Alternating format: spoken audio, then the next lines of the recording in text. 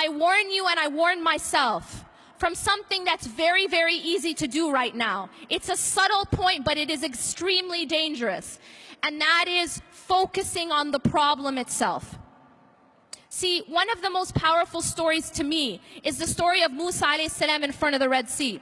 I feel like within this story, it's like a narrative that explains our whole condition and the reactions that we have when we are faced with challenges.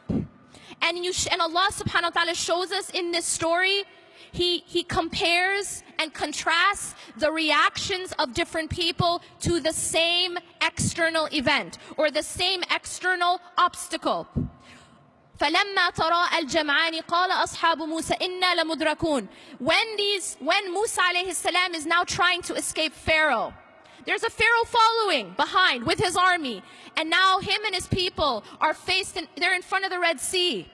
And there's an army behind them. And this is a superpower army. And they're a group of slaves. And now they're put in this very, very difficult situation. Do we find ourselves in a difficult situation just now? Yeah, kind of. We have only a couple more days, right?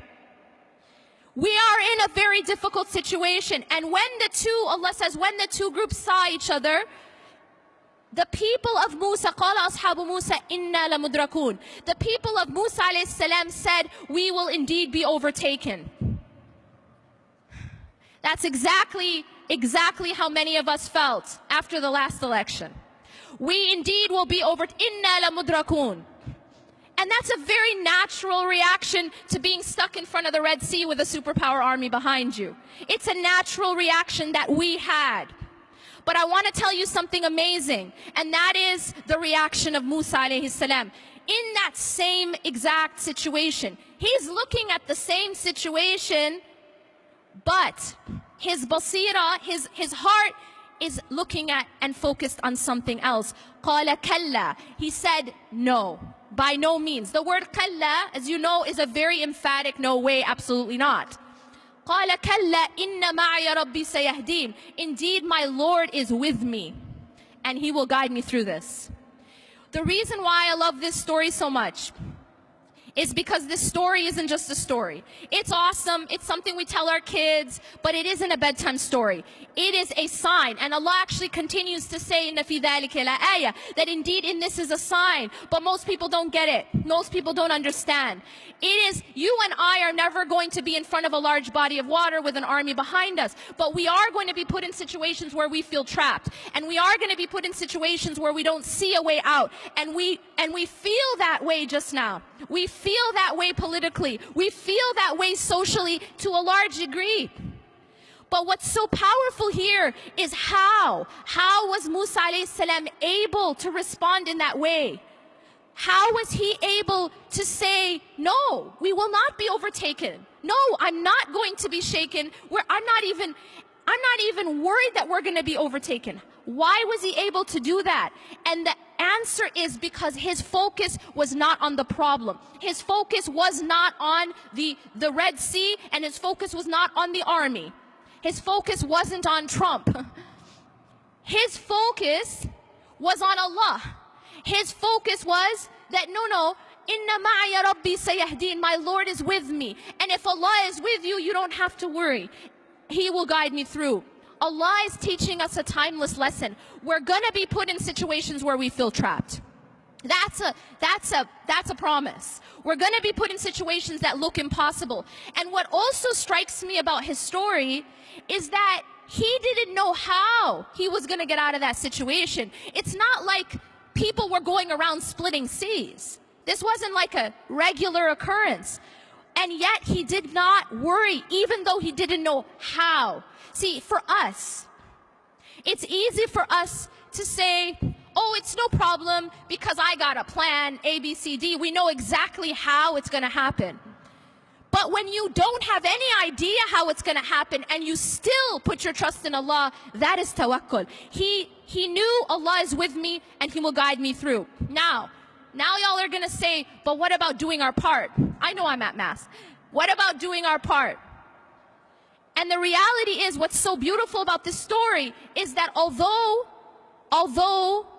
obviously Allah subhanahu wa ta'ala was going to save him, Allah still asked Musa alayhi salam to take action. He's asked him to do something.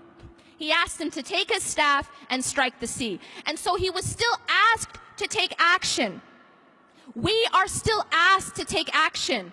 Tawakkul and action are not separate. They have to go together. I'aqilha wa tawakkal, as the Prophet ﷺ says, that you have to tie your camel and at the same time your trust is in Allah. Don't think that they're separate. So often I hear this translated as tie your camel and then put your trust in Allah.